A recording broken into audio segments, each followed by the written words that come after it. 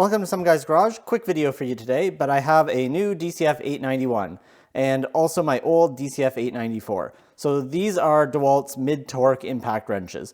They're half-inch drive and both hog ring, and these are probably, especially the 891, one of the most popular models right now. Unless you're looking really closely, these two look almost the same.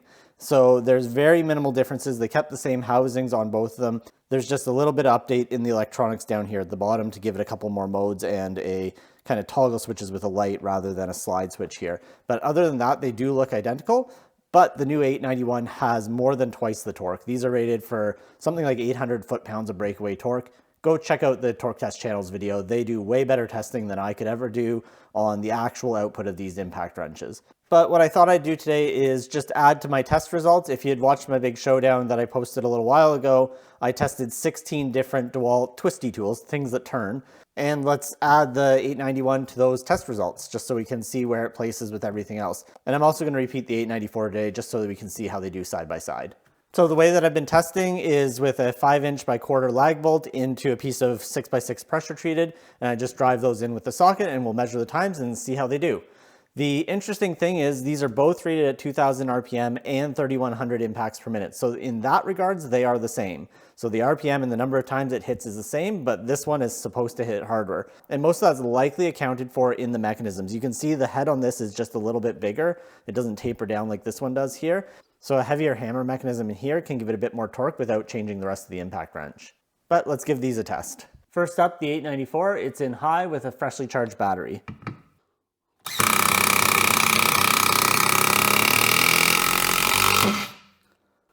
Okay, so that's the 894. And now we'll do the 891. It's in mode 3, which is the highest torque, and with a fresh battery.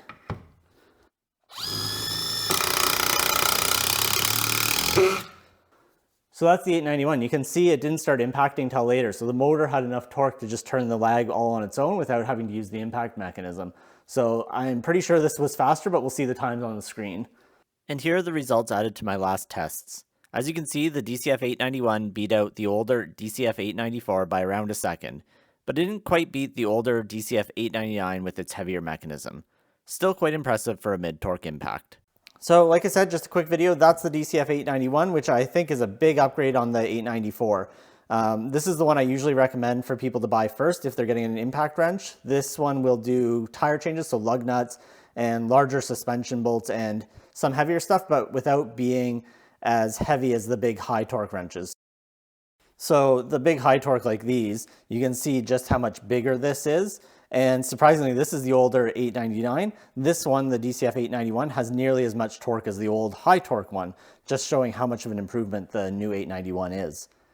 So this is a good general purpose one. And then the second one I usually recommend is the 923 or the 921. The 923 has the 3/8 drive, the 921 has the 1/2" drive, but this is kind of the second one I recommend. This is nice for under hood fasteners and things like that, whereas this is more suspension and tires and things of that nature. But these two as a pair are almost everything that any home mechanic would ever need, the 923 and the 891. Anyway, that's all for today. Make sure you check out Torque Test Channel's video on the 891 as well. But if you have any other questions, let me know in the comments below. If you aren't already subscribed, please consider it. And as always, thanks for watching.